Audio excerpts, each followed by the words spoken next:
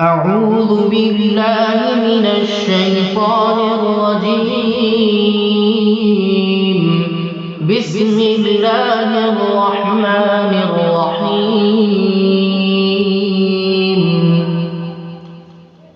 طه ما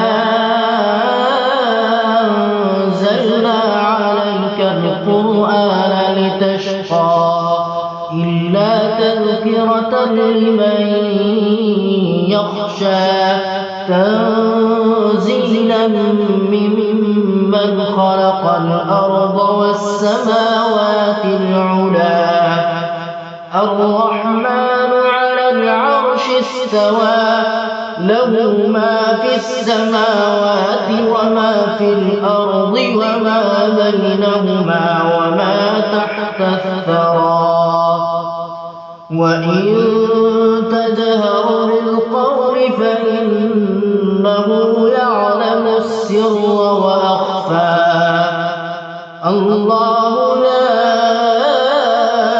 إله إلا هو له الأسماء الحسنى. وهل أتاك حديث موسى إذ رأى نارا فقال لأهلهم كثوا إني آنست نارا لعلي آتيكم منها بقبس أو أجد على النار هدى. فلما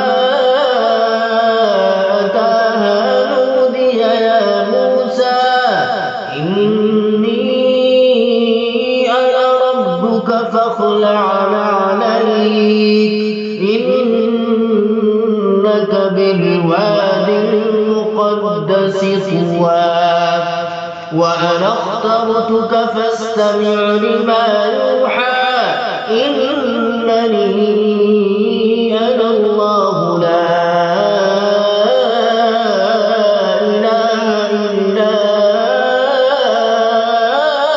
أنا فاعبدني وأقم الصلاة لذكري إن الساعة آتية أكاد أخفيها لتجزى كل نفس بما تسعى فلا يصدنك عنها من لا يؤمن بها واتبع هواه فتردى.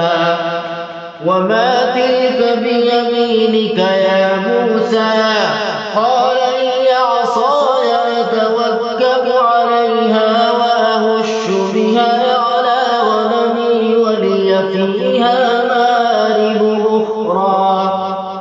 قال ألقها يا موسى فألقاها فإذا هي حية تسعى قال خذها ولا تخف سنعيدها سيرتها الأولى واضمم يدك إلى جناحك تخرج بيضاء من غير سوء آية أخرى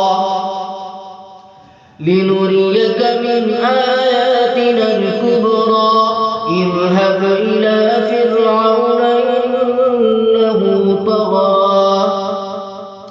قال رب اشرح لي صدري ويسر لي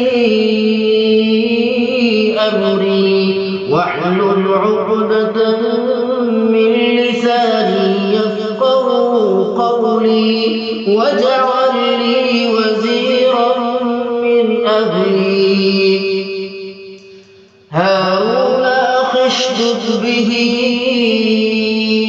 أزري وأشركه في